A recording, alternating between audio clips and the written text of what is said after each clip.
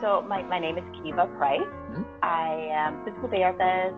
I'm a Pilates instructor, and I work physical therapy. I'm mostly in an outpatient clinic, Mhm. and I work pretty much full time, almost about 33 or so hours in physical therapy, Okay. and then Pilates. I work about 8 to 10 hours a week Yes. in Pilates.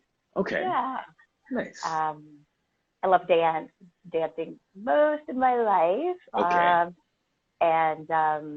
So that just kind of brings, I like to bring in the PT, the Pilates, and the dance, the movement and training kind of all together. Nice.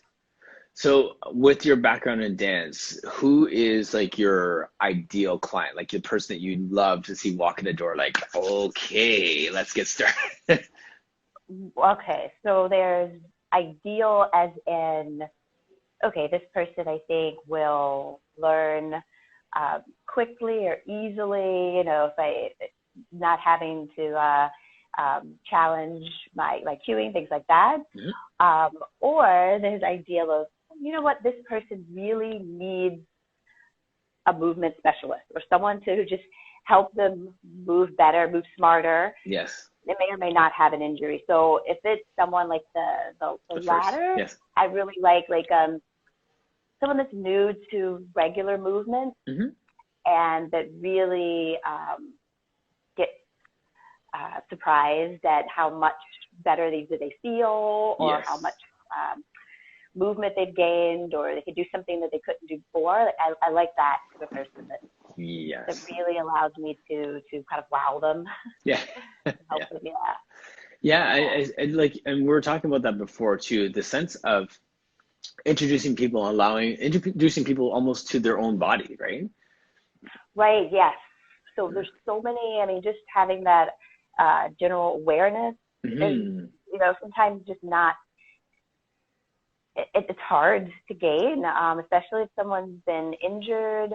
That pain that limits how much they've moved, or just that they have never moved like that in their life Yes. before, or sometimes someone that's an athlete or dance or gymnast, they've put their body in places that maybe someone that hasn't moved like that before, Mm-hmm.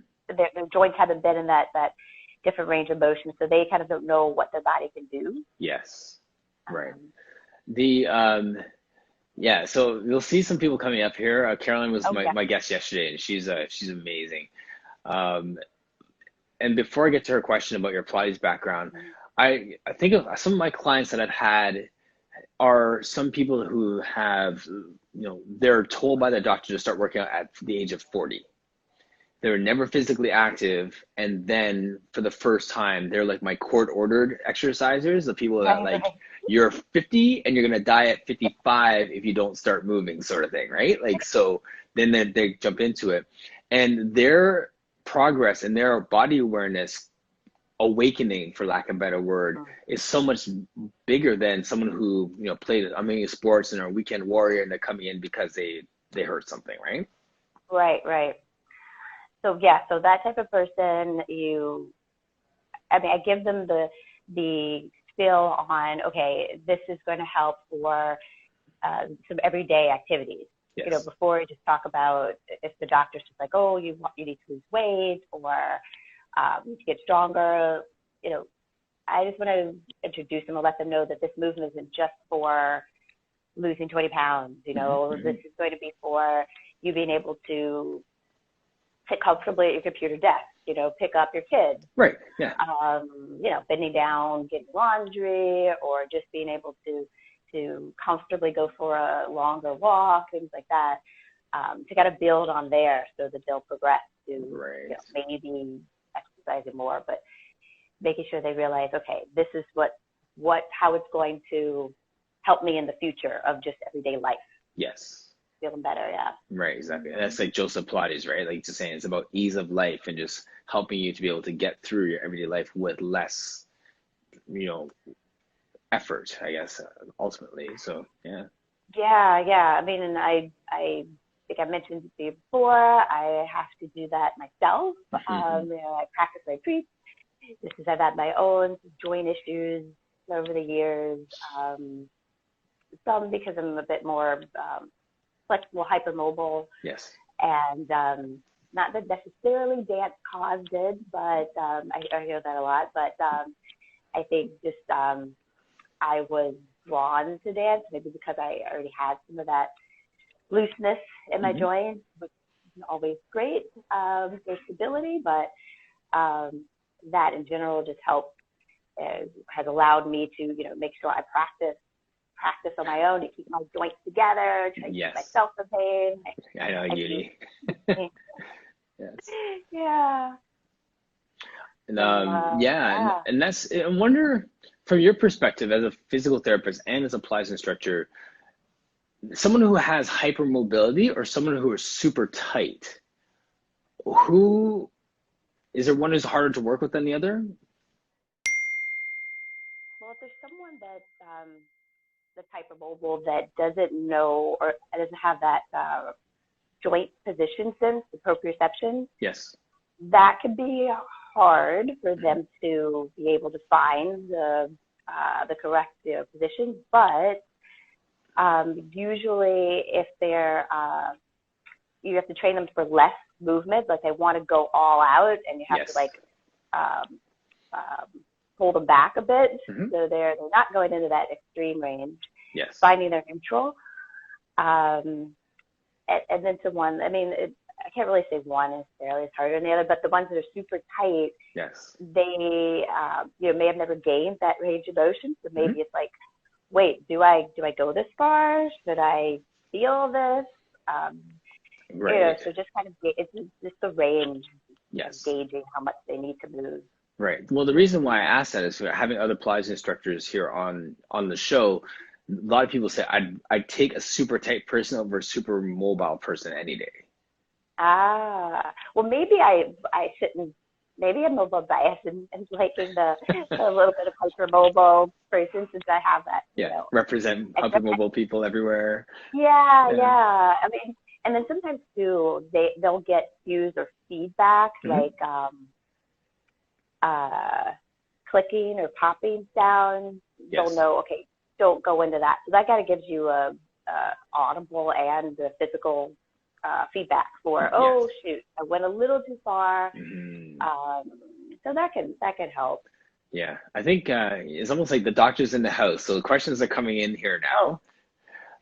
So Gina is saying, any knowledge on postpartum bodies and Pilates? Is it recommended? I'm 14 months postpartum, wanting to strengthen that core. So I have to say I don't work with a lot of postpartum women or pregnant women, but one thing that you can probably speak on as well, just with watching for diastasis recti. Yes. So that the separation, if the person asks you questions and isn't aware that that's the separation of the connective tissue when your belly is stretched. Doing a lot of upper ab curls, like flexion type movements can sometimes cause that to open a little more. So that would be one of the precautions that, especially if the Pilates instructor that we specialize in postpartum could really focus on. Yes. But it's not, there's so many other things you can do too, and as well to strengthen the core by not doing the upper ab curl or crunch. Right, exactly. Yeah, and that's the beauty of Pilates too, is that you can take them to other places in the work to achieve the same thing, right? So, and give them extra support too if they are using equipment. That could add some support, or even without, maybe with some pillows or some other props. Right. To give them a little extra support to alleviate some possibly even back pain they could have from, again, being extra hypermobile from post-pregnancy, that looseness, that laxity, SI joint, big. Right, exactly. Yes, exactly. And I was going to say to Gina, if you have any other questions, or mention if there's any back pain, those kind of things too, and how that ties into it. So going back to our Pilates origins here, how did you find Pilates, or how did Pilates find you? I saw a flyer on my boss's desk as a physical therapist. So I was just recently out of school, maybe a couple years out. So it's like 2002 maybe, or three. And I saw the flyer, and to me, it looked like some sort of dance moves or poses. And I thought, oh, that seems interesting. Yeah, I do dance. I should kill this sort of thing. Yeah, well, I didn't completely think like that, but crossed my mind. Yeah. But and it was a continuing education course. And at the time, my boss paid for our continuing ed, and I thought, oh, great. Physical therapist, we need like 30. Depends on the state, but we need about 30 hours. And so I looked at the flyer. It was for a Professional Health and Fitness Institute. It's a physical therapist run certified and training program. Okay. And it was close by where I live in Maryland. And so I took that. That was initially MAT, and then I continued on to do the equipment training certification. And enjoyed it, liked it, began to use a little in my physical therapy practice, but at the time I wasn't really seeing Pilates students regularly, so I just used a little. And then as the years went on, I worked for a few years just fully in Pilates, and I worked for actually that instructor at her. She owned a gym, that beautiful gym that also did Pilates, personal training, had other classes and things like that. And I saw physical therapy patients there too. Okay. Yeah. Good. So it's almost like it was the Pilates was another tool in your toolbox as a physical therapist initially. Yeah. Yeah, definitely. Definitely starting out. And as I've done more, really the past couple of years, I've noticed how much Pilates has helped with my PT practice and vice versa. The cueing, they don't really, when I was in school, I graduated in 2000, the PT school, cueing the way I learned in Pilates wasn't really taught like that, for doing exercises. Okay. And I'll listen to other physical therapists going over exercises, and some aren't as specific with just the entire body, let's say, the trunk, when you're doing a bicep curl, let's say, watching the rib lifting, or some other points within the posture. So I really found that helpful in Pilates. Yeah. Is there a lot of talk around like fascia and understanding like the body as a system in physical therapy? Yeah, so looking at the body as a whole, definitely. And then, therapists will do myofascial release. Yes. On top of different types of soft tissue work. Use like a roller, a strong roller to release things like icy bands and piriformis. Yeah. And then, so I'm just seeing Uni's. Do you see Uni's question here? Oh, no. Let's see. Okay. Remembered here. So what are physical therapy schools doing to fix the gap in physical exercise? Many therapists are more book smart and doesn't have much knowledge in movement. First of all, is that true? Like, I don't know enough about the dialogue on that. As a general statement, obviously. Yeah. Generally, I mean, I think there are some, because physical therapy is such a wide range, in a hospital setting versus outpatient, I definitely think you could see that, especially if you're going for someone that is just wanting them to move, the patient just needs to kind of move. Yes. So they may not be focused on, let's see what it say, the knowledge and just the movement from like the whole body. Yes. So in a skilled ability or hospital, things like that, they may, just kicking the legs in and out, sit to stand. But on the level of, let's say, someone who's had a stroke, making sure they have that So there's the different patterns of movement, cross-body movements Yes. that helps, you know, from the brain to the nerve, just trying to work on that. So I get it in PT school. It's not, it may not be as emphasized as much. Yeah, it's not the point of emphasis. Yeah. Yeah. I gotcha. So then what's your workflow look like in terms of someone who comes in for physical therapy? Do you progress them towards Pilates, or is that, or someone that you have Pilates that comes back towards physical therapy? Like, is there a intercommunication with your clients as they go through that process, or? Well, so a couple of things. So where I do physical therapy, I don't actually have an official Pilates practice. Okay. Clinic, yeah. So the people that I work with, I will incorporate different Pilates exercises or Pilates-based exercises into the program. Okay. And then when they're discharged, you know, I could recommend them for Pilates or, you know, other types of exercises. It's like really no conflict of interest because the two places that I work in are pretty far apart. Okay, yeah. So most of the physical therapy patients are coming the distance to where I teach Pilates. So there's that. But if someone is in Pilates and they have some issue going on, I may go into a little more in depth about that particular area, their history, and then kind of focus our exercises around, especially if that's a major point, focus exercises around that. I have a lot of the Pilates clients that I have something else going on. Yes. Versus true, like I don't have a lot of like pure fitness, like let's just crank out the hundreds and high level exercises. There are people with some cervical stenosis is a common issue. So working on the neck posture when they're laying down. Yes. Virtually now, this is a little different with this mat.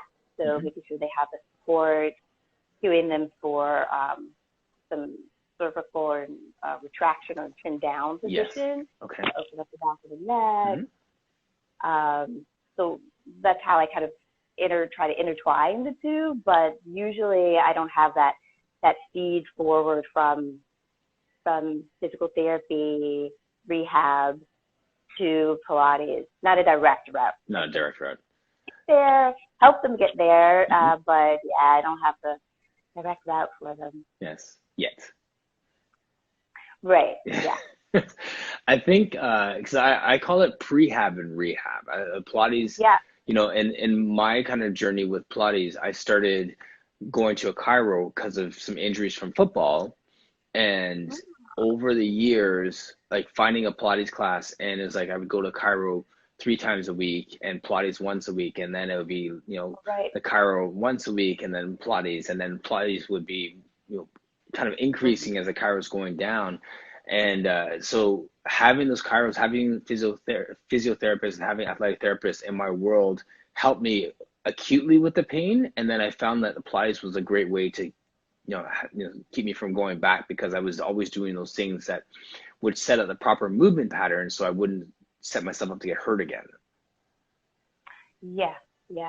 And that's helpful, because just having that knowledge, I also think having some area of concern for you personally may change your teaching in Pilates and as a physical therapist. You know, it also allows me to be more empathetic with certain things. Yes. Thinking, you know, really looking at the whole body. And even love learning a lot about. I'm not a nutritionist, but just generally sort of foods and inflammation. Inflammation, right? And maybe asking the client if there's, you know, a really hard case where inflammation is just kind of staying at joints, and it's really been an issue. I may just say, you know, talk with your doctor about foods that may help. There may be some things adding to inflammation. Yes. Or, you know, to recommend or not that I have any right now to recommend, but a nutritionist, Mm-hmm. To work with a client that may already have some other things going on, diabetes, or other things where change in foods can help. But just with movement, I've learned, the differences in the molecular foods. Gina had a question earlier about how do you know if you have diastasis recti? So just for those who are watching or just are curious as to whether they have it or not. So there are some good tutorials I've seen like on YouTube, but really what it is you're laying on your back, and you would take, I believe it's to look at like finger width, and you'd put it right from the belly button up from your sternum, that's little line there. Yes. And you would do, a lot of the YouTube videos would instruct you to do a small, maybe head lift, not like a big crunch, mm-hmm. and you would feel for how wide that space may become. Okay. I just did it myself, just out of curiosity. So it's not only something that pregnant women can get. Mm-hmm. Anyone that has had their abdomen stretched for whatever reason. Yes. Gaining weight quickly, things like that can cause that separation. But there's quite a few good YouTube videos, or even some of the postpartum specialty instructors or physical therapists on Instagram. Yes. I've seen a lot of posts on that as well. Right. Now, as a personal trainer, as my first business in this fitness world, I used to talk a lot about when to refer, when to understand what the end of your scope is, and when do I need to refer to a physical therapist or to a physical therapist, a chiro, a nutrition, whatever it is. Yeah. When you have people in your Pilates classes, have you ever had somewhere a point where like, you know what, you need to see me over here? Somewhere. Yeah. I mean, my criteria for that would be, especially if they would talk about some chronic pain issue that hasn't gotten better over, chronic being more than 2 weeks period. Right. So, sorry to jump in. So, for example, like their shoulder, every time they do a certain exercise, their shoulder's just bothering them, and it's not getting better with every cue and correction sort of thing. Is that what you're talking about as a chronic pain? Yeah, I'd say especially, I would cue them, in PT class or Pilates class in private, and it may be something where they need either taping. It could be inflammation, so a tendonitis or bursitis. Not that my first resort would be any steroid shots or anything, but that could be something in the future from the doctor, that if nothing else is getting the inflammation down, like icing at the end, as well as some of the other modalities they may need to get the pain down. If there's clicking or popping, after cueing and it just not going away. Yes. That would be a big thing. Right. Yeah, that's helpful. I think for the Pilates instructors, not everyone comes from a different industry or different place. Like they may have just done Pilates because they were a dancer and then they did a dance class and then they continue that way. Or someone may have gone to school for a degree in biomechanics. So everyone's at a different place of understanding the body, but it's helpful, like what you're saying, for us as Pilates instructors to recognize when we're at the end of what we can do and when we need to send them off to somebody else. Right. So similarly, just for myself, even when I needed to go to see a physical therapist, like my own judgment was, well, I wasn't getting better doing things on my own, whether that was my own PT treatment on myself or Pilates exercises. I can't see myself is one thing. Yes. How I'm moving, or I can try to look over in the mirror to see. Yes. But there are also some PT things that where I couldn't, say, for example, if there's an area that's kind of stuck in a low back spine or SI joint or something, you can do some mobilization on your own with things like short spine maybe, or some different Pilates exercises. But at a certain point, the mobilization I needed was more of, say, muscle energy technique, where I'm contracting, and the therapist, someone else's hand is like resisting me. Yes. Maybe I'm moving a little more, and they're continuing through that process. That I needed to actually get some treatment. This was without any like pain medication I was taking. This was just like, okay, I'm moving around, I'm doing these things for this many repetitions, this many weeks, and I still not have pain with it. Yeah. Or right. I still can't do blank. So I needed to take myself, and I did. Yes. To, yeah. Great PT. Yeah, no, that's helpful. That is really helpful to look at it from that perspective. Yeah. Now, with all the stuff that's happening in terms of the whole like anti-racism, and then in the Pilates studio, and as a Black woman in the Pilates studio, what has your experience been with that in the Pilates side of your work? You know, in the Pilates side, so two things. So the office, the studio I work in now is also owned by a Black woman. Okay. So that experience is great. Pilates Studios, Rockville. Shout out to them. And initially I worked at 2 different Pilates studios in Maryland. And I've been the only Black female with a lot of clients that are predominantly not people of color. Okay. And I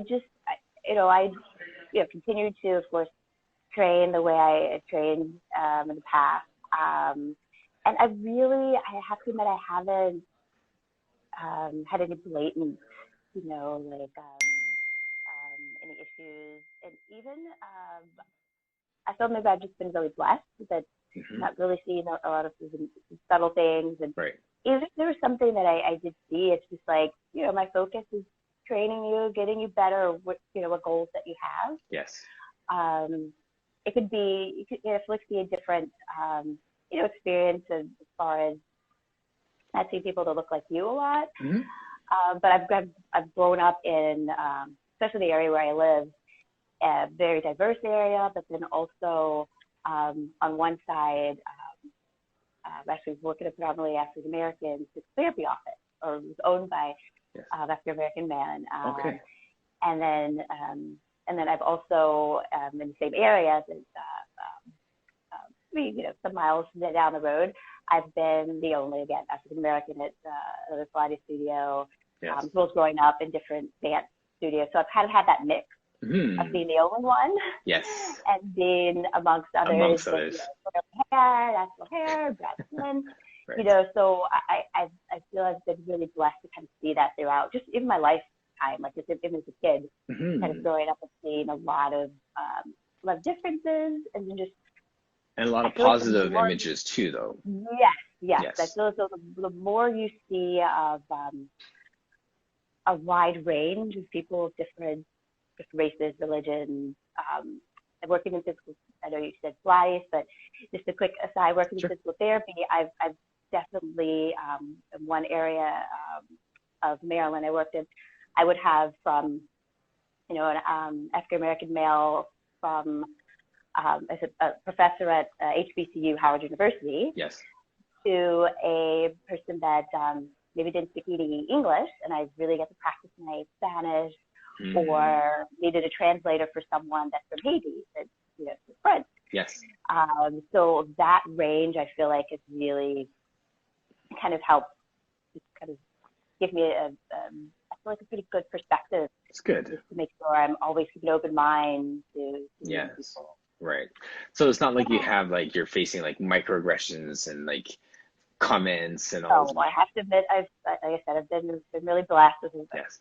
Yeah. We talked to some other ladies and gentlemen who had not an easy time. Right. Yeah. Well, I think that everyone has a different walk and different experience, and even hearing Caroline's yesterday, being a Black woman from Brazil living in Germany. Yes, I did listen to part of it. Right. And but also being raised in a strong home, and the influences she's trying to raise her children with, having those images of strong Black positive images really does influence the way that you look at the world, right? You carry yourself in a different way. And I love that. I love those stories. And even like the story I opened with about the barber shop with my kids, right? Like a lot of times we think, well, we need to be presentable and we need to be decent and we need to look good and we have to have our hair done, all these different things. And my barber stopping my kids dead in their tracks and saying like, no, you look good now. Like the fade's going to look good. Right. You know what I'm saying? But like, it's not like you look bad until the moment you get your hair cut. Yeah. So how do we cultivate that sense of confidence in who we are, how we carry ourselves, like what we know even? It's just giving a positive outlook on just, at one time not having straight hair was more, some people think of it as untidy or unkept. Yes. And now seeing more women, Black women or people with curly hair, embrace it is just opens up just the beauty of it. That it was never anything bad. No. It's just one group of people labeled it as this, untidy, and we had maybe one thought of this is good and then this is not good. Right. But seeing more and more people embrace the natural hair that comes out of their head, versus having to straighten, or then being okay with straightening, having other people want to blow dry it out or things like that, and just embracing those differences, that it's not, just bad or not, or good one way or the other. It's just that it's the way that we naturally are, and just accepting that as our beauty. Yes. For the younger kids seeing that, but also for older, the older generation that face even different problems. Yeah. I mean, it sounds like, well, I mean, just from the way you say that, it sounds like it's empowering for you to see that different ways are being accepted. I have to admit, this is a whole other topic. But we can go wherever we need. Hair, straight hair, and just in the fitness community, I'll go there a little bit, where if someone had gotten their hair done meaning maybe straightened and maybe in a fancy updo, maybe not wanting to then exercise, and then the heat and sweating may change that hairstyle. Yes. Just knowing that, it's okay to maybe have your hair in the natural form, and it would be less troublesome to work out and worried about what it sweating out your perm. Yes. But not letting that limit you from moving. Right. And then just the freedom of just letting it be, with working out. But, I'd probably pull my hair back. A high bun would be ideal. That's for acceptable. Yes. For Pilates, the high bun would be ideal. But even smaller things, like I talk about, this is sort of back in the day, or even now, if there's a bun in the back of your head, this is for all women. Yes. With, good amount of hair. Yes. And the position of that bun, well, if you're leaning back in your car seat or computer desk and feeling that bun hit constantly, that's going to make you go into this kind of forward head, bad posture here. Yes. I obviously have never had to think about that.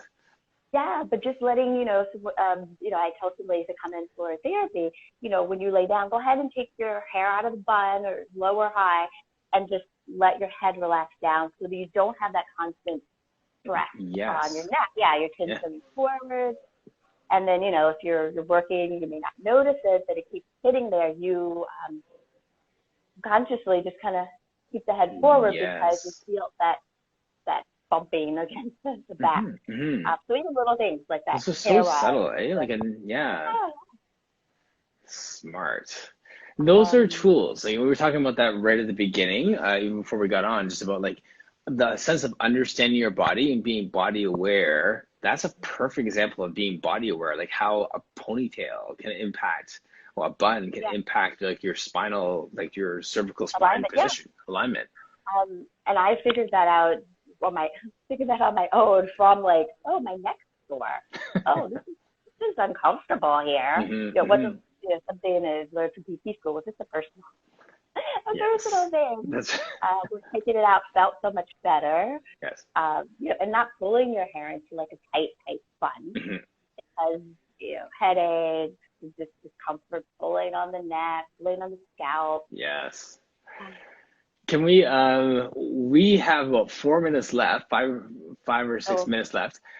We could almost like do a talk on like Pilates and black hair. And just, you know what I mean? Like, like those two little nuggets there, those are really interesting things to think about. It's just like how that impacts your head position and pulling your hair back, how it impacts, like, I think we've all heard that at some point, but from that Pilates perspective, from that physical therapy perspective, that does put it into a different light.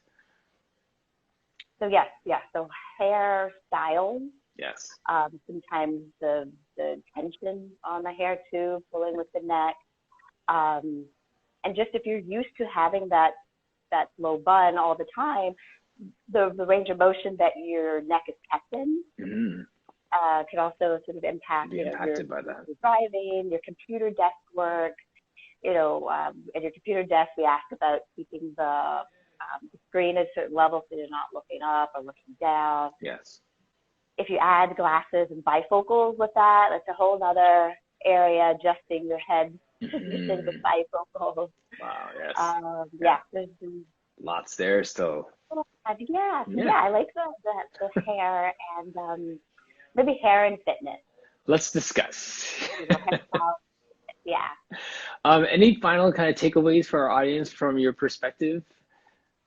So yes, just becoming as body aware as possible.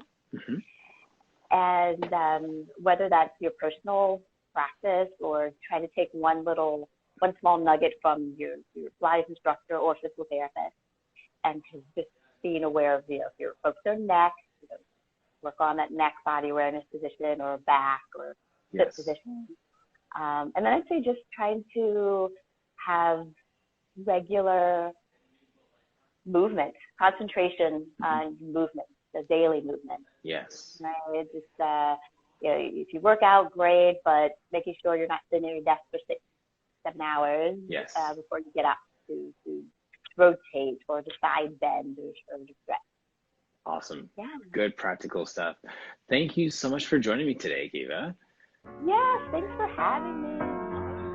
Thanks for listening to Core Conversation today. I encourage you to check out our website at personalvictory.ca/core conversations to keep the conversation going. We have our forum where we can talk about different issues. You can highlight any teacher trainings that you have. You can ask questions of our guests, and you can just find out who is coming up next. So join us there, and thanks again for listening to Core Conversations.